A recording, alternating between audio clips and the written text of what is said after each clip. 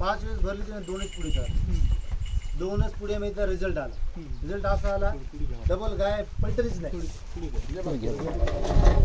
गायला रिझल्ट म्हणजे काय समजत नाही गायला. त्याच्या गायला आज 3 महिने झाले एवढे रिझल्ट. आणि तिचे विशेष म्हणजे 1 वर्ष झाली शेळी गाभा जाण्याची. 10 दिवसामध्ये शेळी गाभा गेली. 10 दिवसात काही समज नाही. आता वाप कशी आणू शेळी सगळं केलं. 1 वर्ष ते शेळी पसरली भले दूध देऊ लागली. आता कसं आहे माहिती आहे काय, मी सांगितलं आमच्या गावामध्ये आज माझा पहिला युजर आहे. मी ज्याशी माझ्या दुकानची ओपनिंग केली माझा क्लासमेट आहे. मी त्याला एक बकेट दिलं.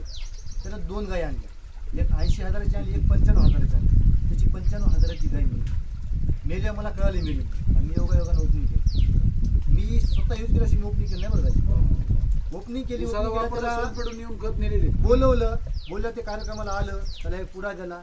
त्याला म्हणलं बकेट घेऊन जा 5 किलोचं. ते मला नको म्हणला. केमिकल ना गायला संडास लागली म्हणलं. ऑलरेडी मी केमिकल दिले म्हणला.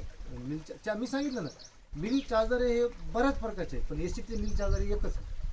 मिनरल मिक्सर म्हणजे कसं असतं शेतकऱ्यांना काय द्या.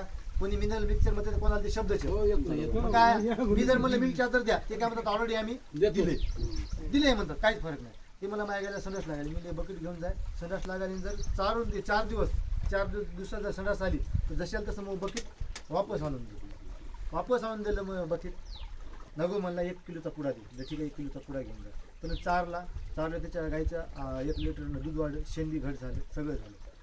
त्यानं 2 दिवस संपलाचा पुडा. त्याला म्हणलं मी 100 ग्राम